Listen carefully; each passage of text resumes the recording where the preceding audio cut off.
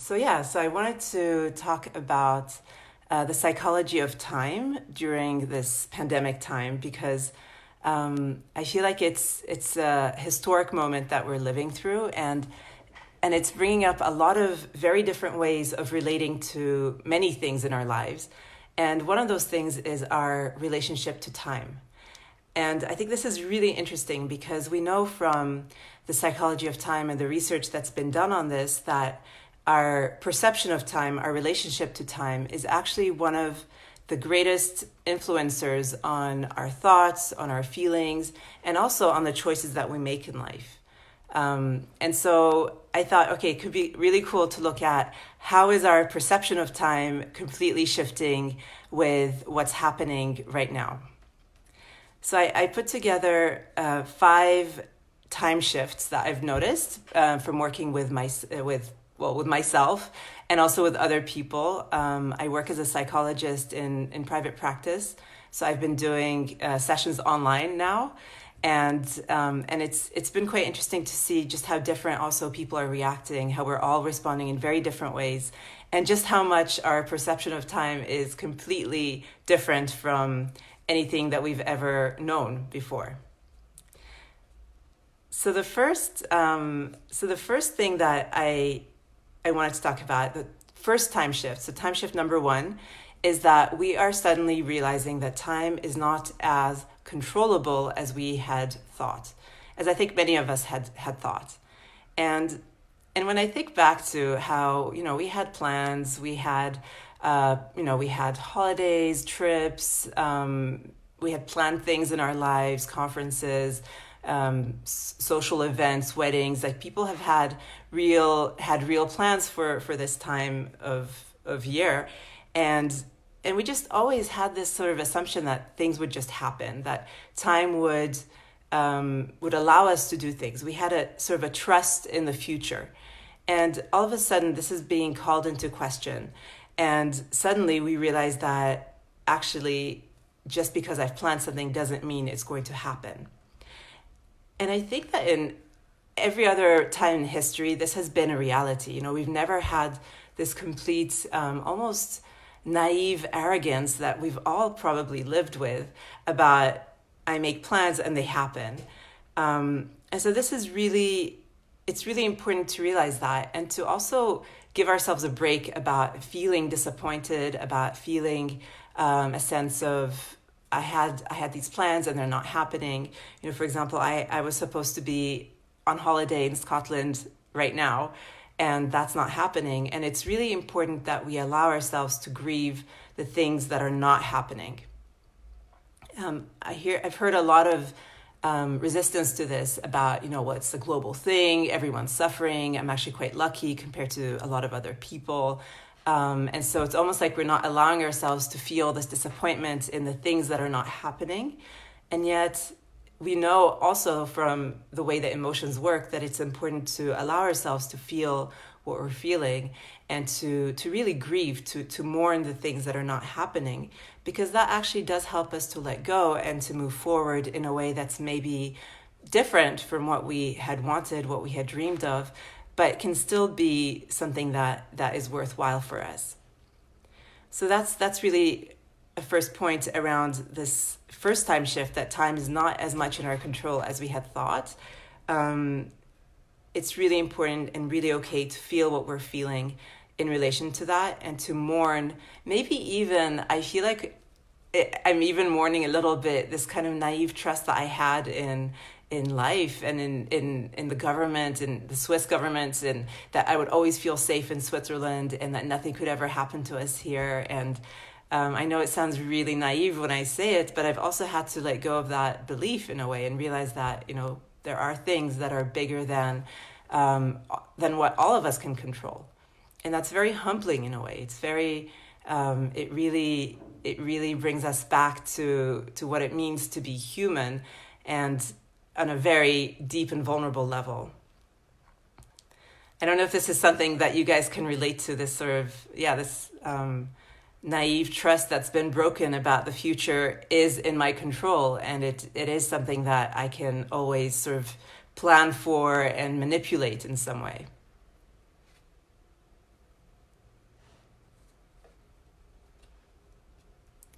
So yeah, vulnerability is where it's at. Yes, definitely. Yeah, I wanted to actually say something that I've noticed about people who tend to be quite ambitious, quite what we talk about in the psychology of time as future oriented. So people who tend to plan very much for the future, to think ahead, quite conscientious people who also tend to be more health driven, more, save more for retirement, those kind of people who think about, I have a future, I trust in the future, I'm going to plan for it. What I'm noticing about those people is that there's almost a sense of, okay, I can let go. There's something that I cannot control. I thought time was my responsibility, the future was in my control. And now I'm realizing that actually I'm not that powerful. Nobody is. And for some people I'm noticing who are very much in that kind of very future oriented, maybe type A sort of mindset, very performance driven, efficiency driven. I'm noticing that some of those people are a little bit more relaxed during this time, in the sense that they're not putting as much pressure on themselves because they realize that, there's not that much that I can actually control during this time. And that maybe it's not always about living for the future and thinking, being so future driven. So that's maybe a potential perk for some people. And another one that I'm noticing, which is quite interesting, is FOMO. So I guess you guys all know about FOMO, the fear of missing out. And what I'm hearing a lot from people right now is that there's less FOMO because actually everyone is in the same situation and we're all in lockdown. And nobody can do the things that we might have felt FOMO about. And so this is something that maybe is also a perk of this first time shift, about the fact that actually time is not so much in our control as we might have thought in the past. So the second time shift that I wanted to mention is that we have no timeline for when this will end. And the lack of timeline is actually really disconcerting.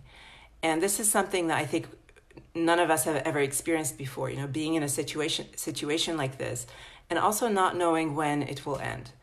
And this is really something that the human mind hates. It's a sense of unknown, because the unknown is actually translated by the human mind, as dangerous. And so there's this extra sense of danger that I think is coming from our perspective of this being open-ended. And I know for myself that is something that feels really difficult. If we had an end date, it might feel a little bit more manageable, because that would feel like it was a bit more in our control. But the reality is that we don't know, and nobody really knows. And so much depends on actions that are not in our control either. And so all of that is, I think, shifting also this perspective of time as being quite predictable, or quite, like we know we could have, I think before this happened, looked ahead on our year, and we could have planned things and thought, okay, I know what I'm doing in the summer. Right now, I have no idea what I'm doing in the summer. I have no idea what I'm doing next week. It's all of a sudden our perception of time is completely shifted. And yet what we also know is that we have, as humans, experienced things like this before. We have experienced pandemics. We have experienced cycles that, and all of these cycles have a beginning, a middle, and an end. And for me, that feels quite comforting to kind of look back on history, to think about other times and other cultures as well, who have experienced these kind of things and have moved through them, and knowing that in nature everything is a cycle. Everything is cyclical. The seasons are cyclical. Everything has this beginning, middle, and end. And I know that for me, that is something that is quite reassuring, even though we don't know when exactly this is going to end, and that is very, very anxiety provoking. And I want to actually say something about anxiety, because anxiety, if we look at our perception of time, anxiety is very much about being in the future and looking at the future and thinking, I need to prepare for something. I need to think about what's going to happen. I need to prepare in the best way possible. So anxiety is very much a future-oriented emotion, and we know that people who have a lot of anxiety tend to live a lot in the future, to think a lot about the future. I'm just going to stop and read Nadine's comments. Okay, so that's really interesting because so Nadine is saying, I don't like planning in the future, and there's almost a sense of relief that there's this great unknown and that you can't plan for anything. And that's really interesting because there are people who are experiencing that, and I mentioned that just before, that there is a sense of, this is so much out of my control that I can't do anything anyway, and there is a sense of being able to let go, like almost a forced letting go, and a sort of letting go of the pressure that we tend to put on ourselves to still do things. I don't know if that's your experience, Nadine, but that's kind of really interesting that you're saying that.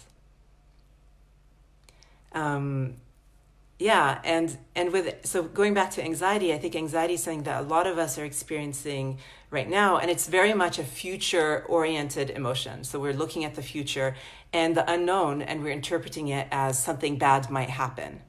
And I want to mention that excitement is a similar emotion to anxiety in the sense that it's also a future-looking emotion. It's also looking at something unknown. It's often a surprise. We don't know what's going to happen, but we're interpreting it as something positive. And that's not to say, turn your anxiety into excitement, because it's not that simple. But it's just about recognizing that, when our mind goes into anxiety, and it's often our body responds to that. But when the mind starts having thoughts like, what if, what's going to happen, and trying to predict the future, future tripping in a way, it can be really helpful to come back to the present moment. To come back to, okay, what do I know right now? Right now, things are mostly okay. Right now, my family is fine. Right now, I don't know what's happening, but I am not going to also give too much importance to these future thoughts about what might happen.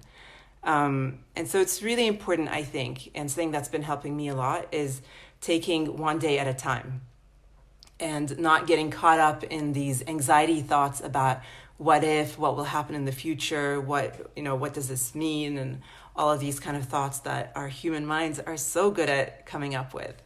I don't know if this is something that you guys can relate to, but I'm finding that really helpful to just take one day at a time. I also wanted to share something related to this, this idea, this time shift number 2 about having no timeline for when this will end, based on something actually one of my clients came up with, and I thought it could be a really helpful idea for other people too. She said that she's imagining that this is her new normal, that this is the new normal, that things might always be this way, and that when it goes back to a more normal way of being, it will be a pleasant surprise. But for now, she's pretending like, okay, this is my new normal. What do I do to make it as comfortable as possible? What do I do to still live as well as I can with this new normal, instead of just trying to resist it or fight it or just kind of wallow in pity or something like that. So I don't know, but I thought that was a pretty cool idea. This idea of, what if this is my new normal? What would I do? How would I live it differently? So time shift number 3 is about this time, and I sort of touched on this already, but this time is also a very potent reminder that we are vulnerable and that our time on this earth is limited. And I would say that we have never felt maybe so close to death and illness and the fragility of what it means to be human. I think we've never felt so unsafe in the world. And there is something very humbling about that, because time is our most precious resource. Time is our most precious resource. And yet we don't live our lives in this way. I think we live our lives chasing money or chasing success or chasing something in the future. And I feel like this time, like it's bringing up so much for us. And even the fear of death or being confronted with death is really important, because that is what it means to be alive. And if we just keep living as if life is unlimited, as if there is no end to it, we don't live it the same way. It's really interesting because I read a book called Circe. I don't know if I'm pronouncing it right. It's about a Greek goddess who was immortal, and the way she lived her life by being immortal and not having an end to it, and a timeline in a way, was very different. And she kind of lost the joy of living, because there wasn't a sense of, like, it was just this sense of just every day is the same, and you just keep going, but there's no sense of finality to it that actually paradoxically makes it a lot more precious.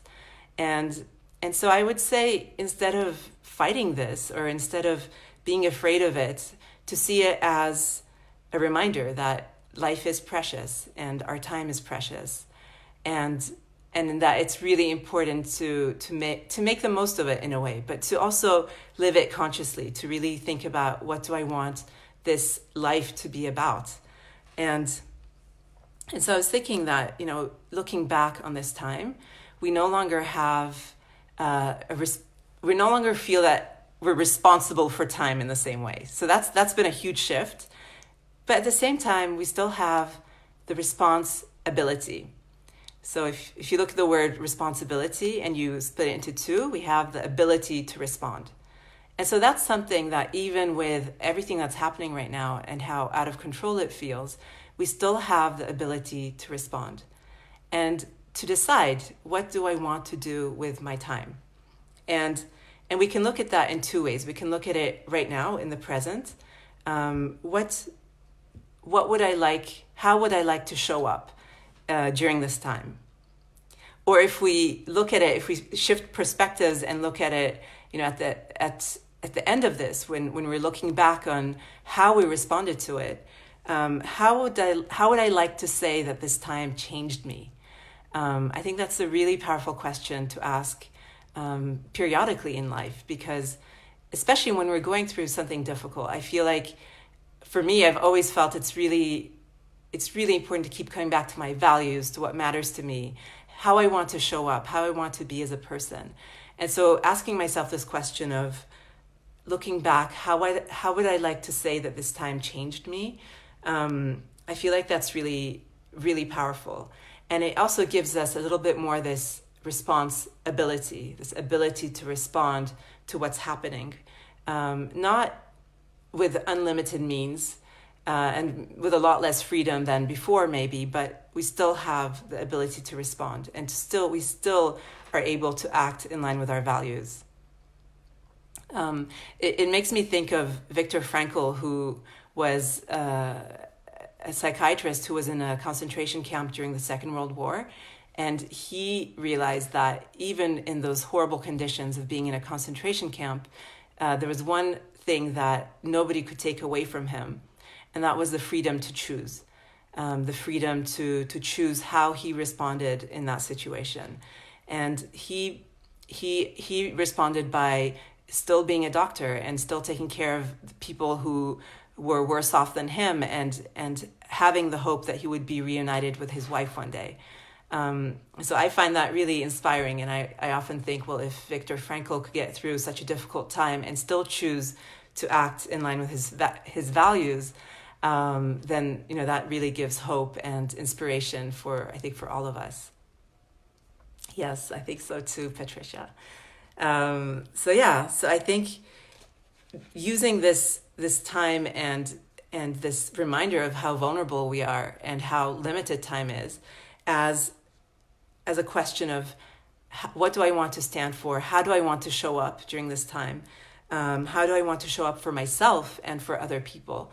Not just treating other people with kindness, but also remembering ourselves and treating ourselves with kindness, I think, is super important.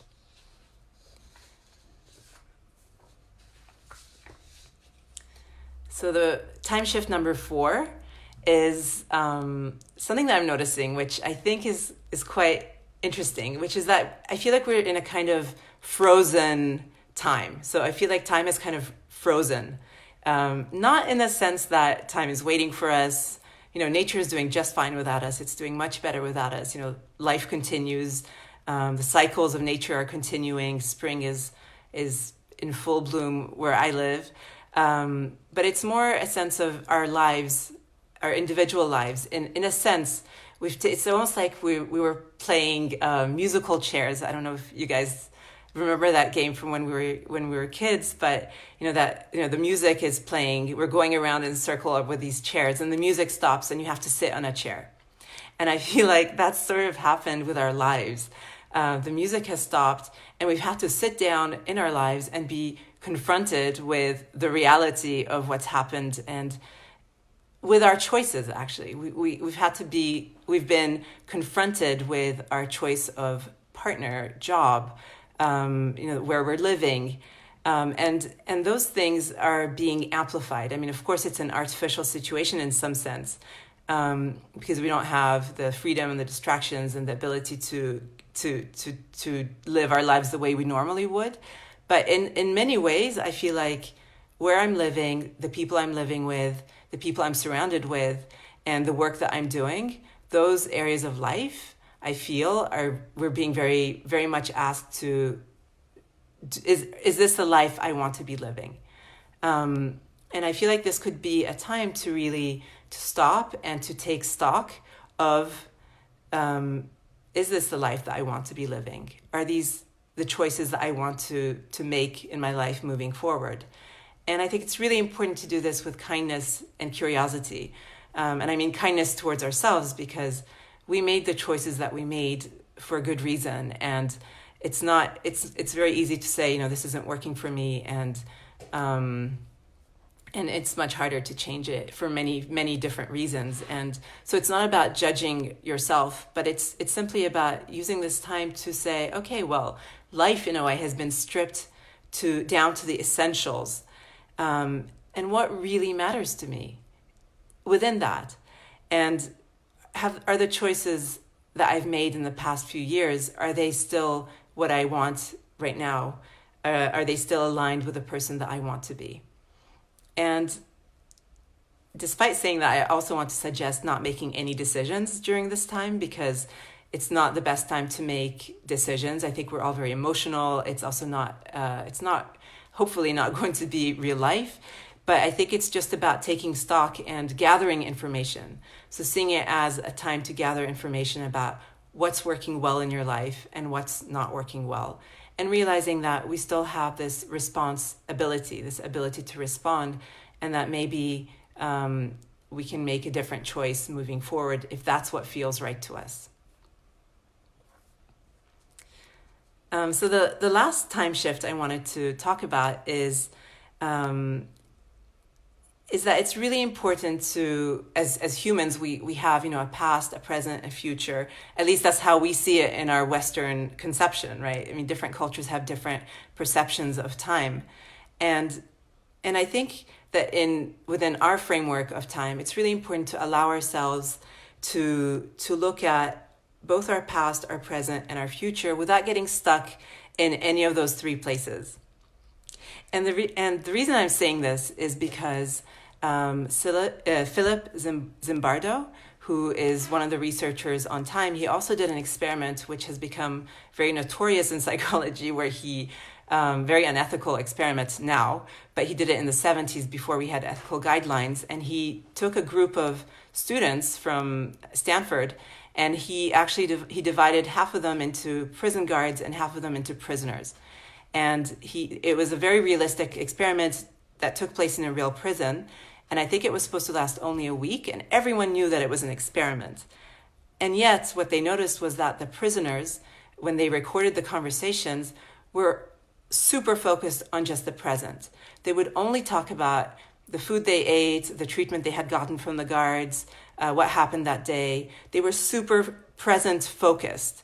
And they never talked about, what they had done in their past, their achievements. They never talked about their dreams for the future.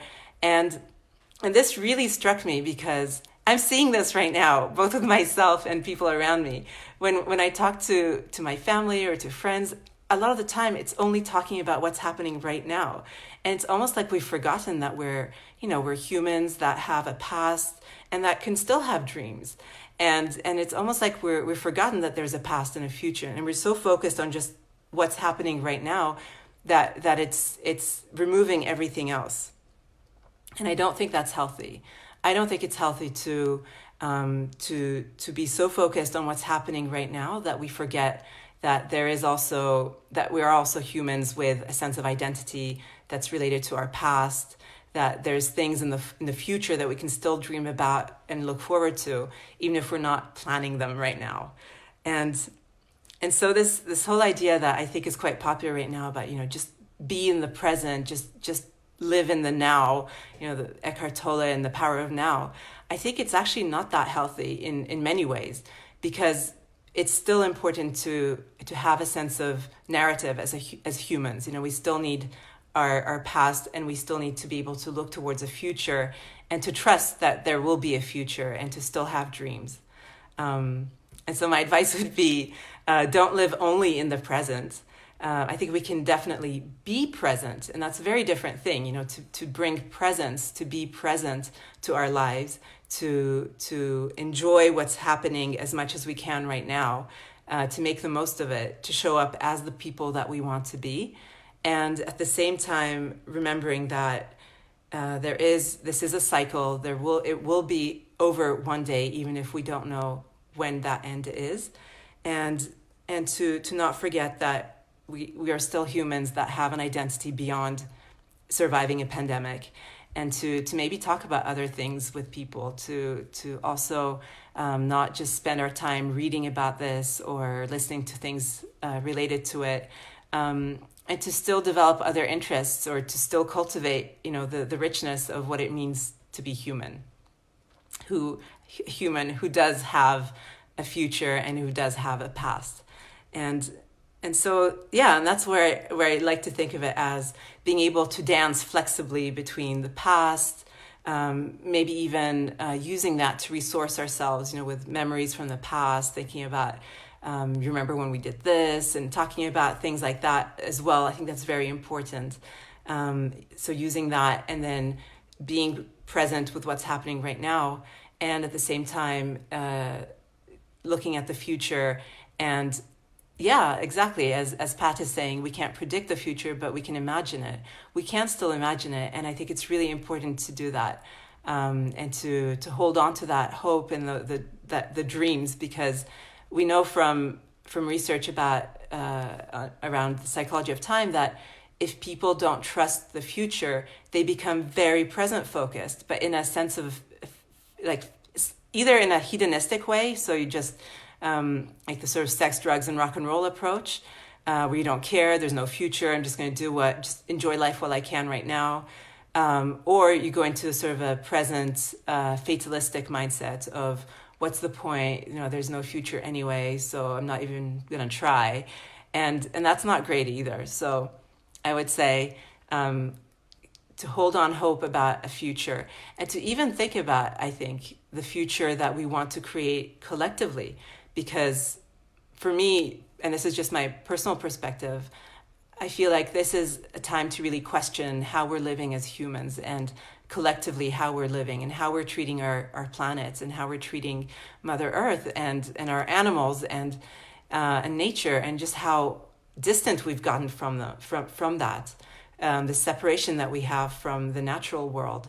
And I think that maybe we can start to question, do I need to be hopping on a plane every week? Or, are there things that I can do to change my personal habits? And what is the world that I want to imagine living in after this? This collective planning, as Lais is saying. Yes. And I think that's also really important. And there is something about, the energy field of the collective unconscious that Jung, Carl Gustav Jung talked about. There is a lot of power in that. And I think that, shifting our way of seeing the world and thinking about the world that we want to live in, and maybe taking steps towards that as much as we can, Um, I think that's a really important thing to do in this time, or to keep doing if we're already doing it. For example, there's someone in Geneva who created a group where she's sharing, and she created now a website with all the local producers in the region who are delivering at home. So you can still buy local vegetables, you can still support local producers, you can support the local small businesses. And for me, that's a beautiful thing. And I'm really trying to use that as much as possible, because that's the world that I want to live in. What world are we saying yes to in our choices? I think that's something that we can always choose. Yeah, I love that. Radical reimagining and hope. Yes. Yeah, so I want to end on that, with this radical reimagining and hope that I think we can do on an individual level and also on a collective level. And I hope that this was interesting. Thank you all for joining and for sharing your time with me. As I was saying before, time is our most precious resource. And even now, when it can feel like we have more of it, it's still a very precious thing. So thank you all for being here. This was my first Facebook Live, by the way, so I hope it was okay. Thank you. Bye.